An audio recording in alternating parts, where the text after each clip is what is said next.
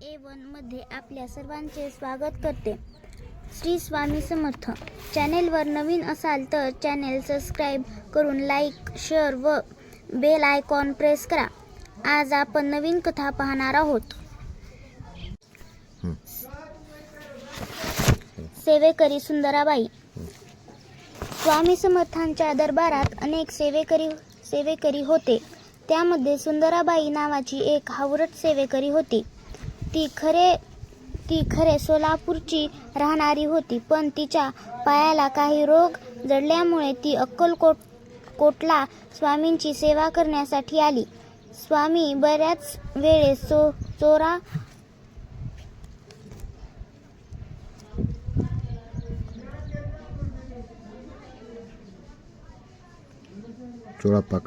चोरापाकडेच असायचे.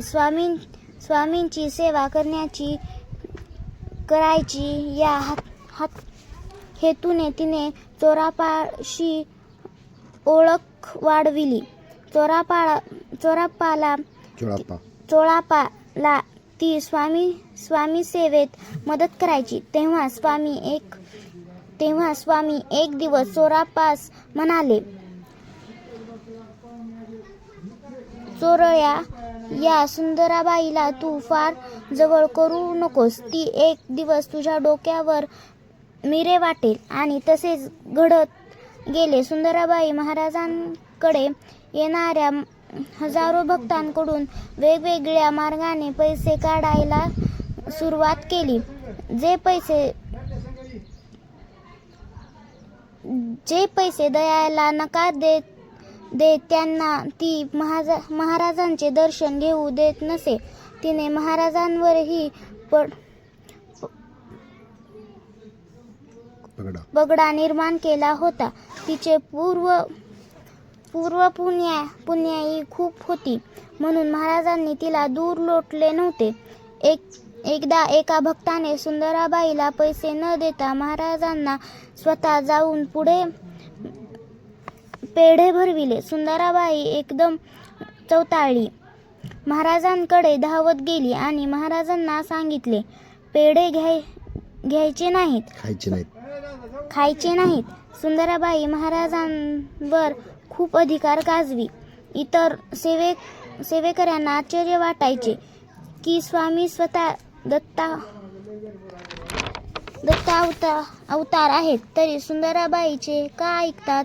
कधी कधी स्वामी चोळापाला म्हणायचे, चोळ्या, सुंदराबाईची मस्ती फार वाढली आहे. परंतु स्वामींनी तिला कधी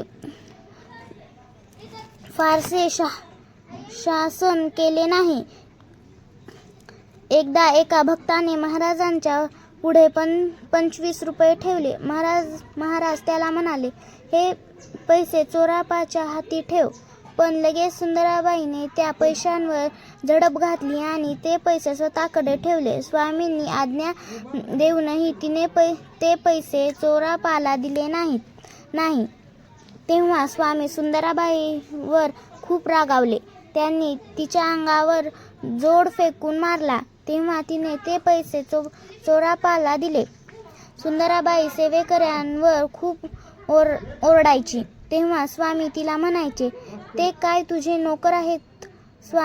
स्वामी कृपेमुळे ती वेडेवाकडे वागायची आणि लोकांकडून पैसे काढायची. खरे तर चोरापा हा स्वामींचा एकनिष्ठ सेवक होता. त्याने अनेक वर्ष स्वामींची मनापूर्वक सेवा केली, पण नंतर त्याला सुद्धा पैशाचा लोभ चढला. तो स्वामींच्या पुढे जमा होणारे पैसे स्वतःकडे ठेवू लागला. स्वामी त्यावर प्रसन्न होते. त्याला काहीही कमी नव्हते, पण तो लोभात अडकला होता. एक दिवस चोरापाने पुढचे पैसे उचलले, पण स्वामी काही बोलत नाहीत.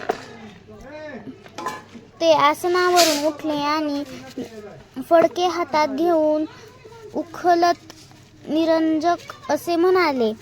तेव्हा स्वामींच्या समोर जमलेल्या लोकांनी त्या फडक्यातले पैसे टाकायला सुरुवात केली. योगाने 1,200 रुपये जमले. स्वामी चोरापाला म्हणाले, चोळ्या, गेले काही दिवस तू माझ्या पुढे ठेवले जाणारे पैसे मठाला अर्पण करायच्या जेवढे स्वतःकडे ठेवतो आहेस ते आतापर्यंत 60-65 हजार जमा झाले.